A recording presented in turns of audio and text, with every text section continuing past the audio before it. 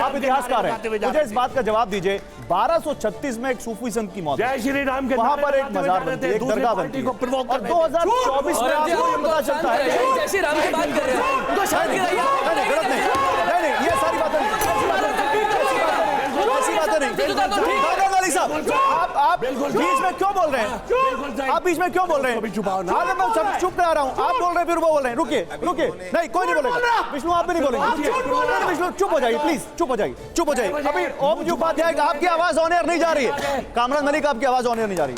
ओम जी उपाध्याय, 1236 में एक सूफी संत की मौत होती है, वहां दरगाह बनती है, उसके बाद राजपूतों का शासन आता है, और राजपूत जो राजा थे उनको नहीं पता चलता कि इस दरगाह को मंदिर तोड़ के बनाया गया है। आज वहां 2024 में आपको ये ध्यान आ रहा है कि वहां पर मंदिर था।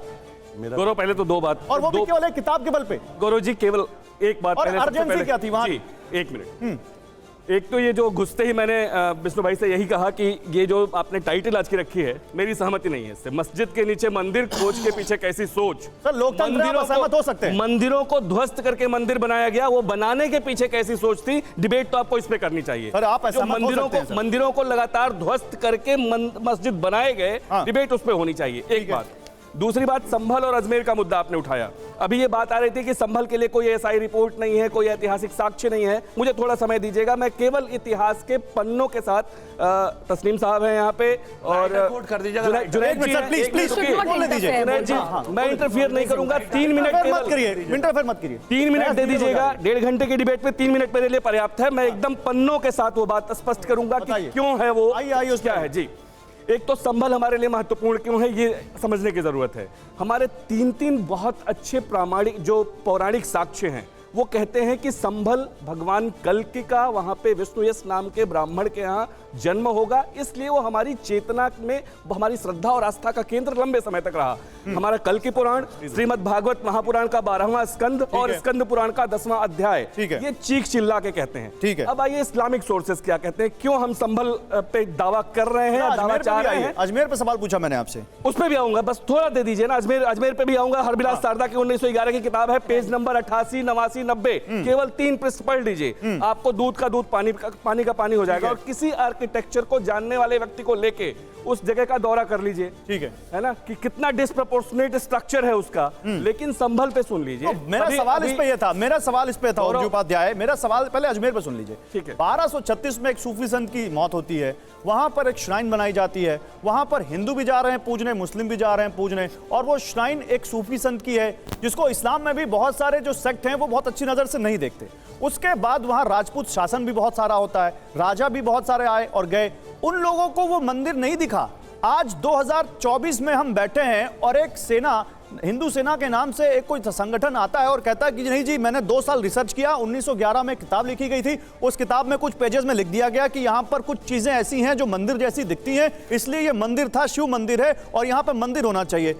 ये कैसे संभव है सर? इसकी जांच में समस्या क्या है? किसी सच को खोजने में समस्या क्या है? और किसी ऐसे अरे गहरे व्यक्ति ने नहीं लिखा था गौरव जी, हरविलास सारदा की किताब है, और ठीक से पढ़िए उसको, जहां पे वो चैप्टर 8 है, चैप्टर 8 है, पेज नंबर 83 to 99, केवल 3 पेजेस पढ़ लीजिए आप उसके। मेरे पास है वो पेजेस 93, 94, 96, 97। उसकी जांच हो जाए, सुनिए ना, उसकी जांच हो जाए, दूध का दूध, पानी का पानी। सवाल तो यही है। एक मिनट, सही जवाब। और एक मिनट ओम जी, आपके सवाल का जवाब लेता हूँ। हाँ नहीं, सही जवाब। जुनैद साहब एक मिनट, सही जवाब बहुत देर से नहीं बोले। सही जवाब, अगर मुझे बात करना, अच्छा तो आप ही मेरे सवाल का जवाब दीजिए। सवाल सुन लीजिए।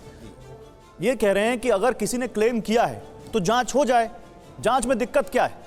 इस छोटा सा सवाल, इसका जवाब। एकदम बिल्कुल, मैं उसी छोटा सा, जाहिर सी बात है कि जज का फैसला आ गया, मैं सुप्रीम कोर्ट की इज्जत करता हूं, जो भी फैसला आया मैं सिर्फ एक सवाल मैं आपके सामने रख रहा हूं कि जब हिंदुस्तान के अंदर अशोका के पोते बृहद्रथ का कत्ल कर दिया गया पुष्यमित्रा के द्वारा, और उसके बाद से लेकर, पूरी बात सुन लें, उसके बाद से लेकर के जब तक के गुप्ता हुकूमत कायम नहीं हो गई, बौद्ध विहार तोड़ दिए गए यहाँ से, और बहुत ज़्यादा बुद्धों को मारा गया, और हिंदुस्तान से बाहर चाइना और जापान और दूसरी जगहों पर तो बोध रहे, लेकिन यहाँ पर पूरी तरह से खत्म हुए।